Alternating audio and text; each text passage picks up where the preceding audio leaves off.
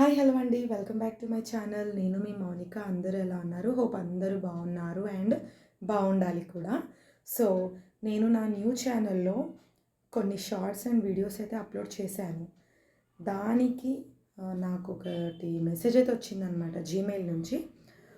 One of your short is blocked అనేసి. నాదొక video అయితే బ్లాక్ అయిందనమాట. But it's not affected to your channel. మళ్ళీ దాంట్లోనే ఒక సెంటెన్స్.